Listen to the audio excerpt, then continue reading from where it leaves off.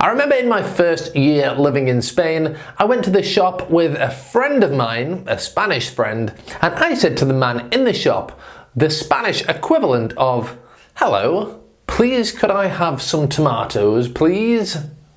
And then my friend said to him, "Give me bread." And I thought, wow, that's a bit rude. You see, in certain circumstances in Spain, maybe that's okay, but in England, you must never ask for things by saying, give me bread.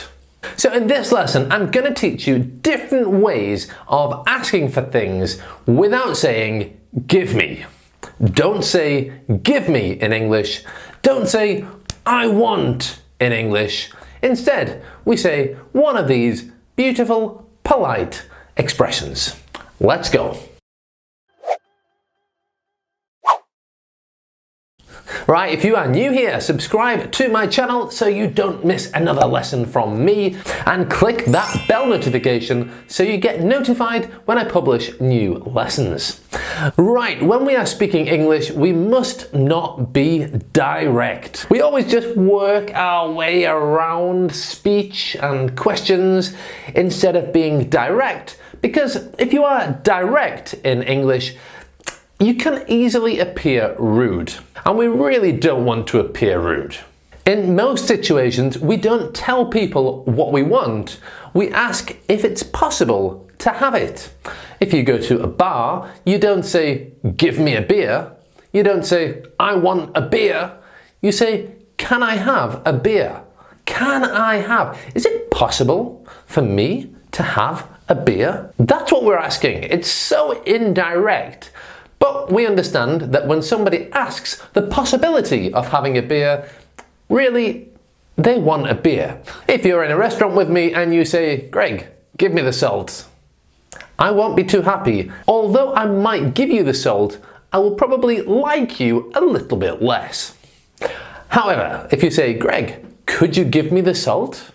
Could you give me the salt? Hypothetically, because that's what could means. Could is hypothetical. Could you pass me the salt? When we're speaking English, we always have to be so indirect.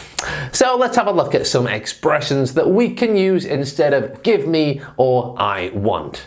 Remember, say them with a smile, say them with a friendly voice, and always say please at the end. Let's go. Could I have? Could I have? You're in a restaurant and you ask the waiter, could I have some water, please? Could I have some water, please? This is a little bit more polite than can I have? Can I have some water, please? Can I have some water, please? We could also say, could you give me? Could you give me another knife, please? Could you give me another knife, please? And again, instead of could, we can use can. Can you give me another knife, please? Can you give me another knife, please? Another expression is simply saying what you would like. I would like. I would like is a much more polite way of saying I want. So if we're asking for something, we always use this expression. I'd like. I'd like the steak, please. I'd like. I would like.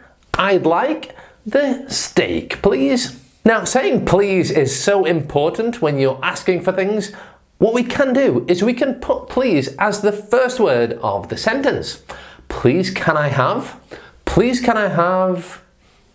Okay, please can I have the pizza? Or please may I have? Please may I have is even more polite than please can I have. Please may I have the lasagna? Please may I have the lasagna? As I said earlier, instead of give, we can use the word pass. Because give is a very direct word, we can say pass. It's much softer, it's much more gentle than give. So instead of saying, can you give me the salt, please? We say, could you pass me the salt, please? Could you pass me the salt, please? Now, a lot of these expressions, I'm using examples in a restaurant where obviously you're asking for something and you have to be polite. But this is also true when you're with family or friends. We still don't want to be direct. because it's still rude and we want to avoid being rude, even with your parents.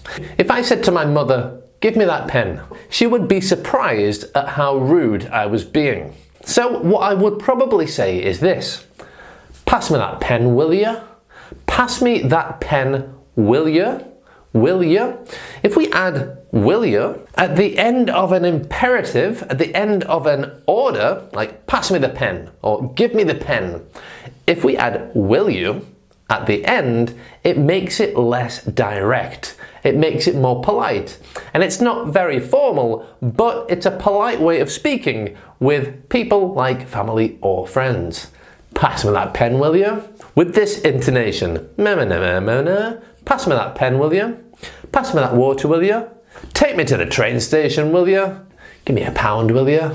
Give me that last slice of pizza, will you?" It's almost direct, but at the very end of the sentence, we make it not direct. Don't use it in formal situations, but it's a nice way of being polite and friendly with family and friends. And instead of saying will you at the end, we could say would you, would you, would ya, would ya. Okay, when we're speaking naturally, we don't say would you. Would you becomes would ya.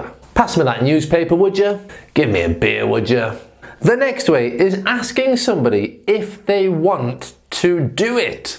Instead of saying, "Give me the report on Monday," you could say, "Do you want to give me the report on Monday?"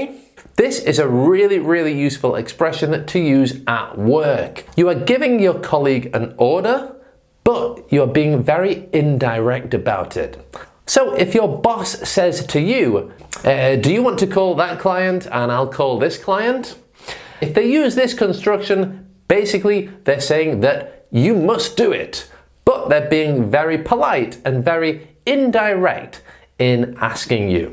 Finally, we can use the expression, "Do you mind?" Do you mind? Hypothetically, would you be sad if I asked you to give me a glass of water? Do you mind giving me a glass of water?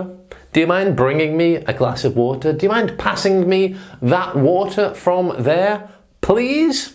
Do you mind? And when we say it quickly, do you becomes j. Do you mind? Do you mind? Do you mind passing the butter? Do you mind giving me the butter, please? Okay, one golden rule in English, and that is the following. When somebody gives you what you have asked for, always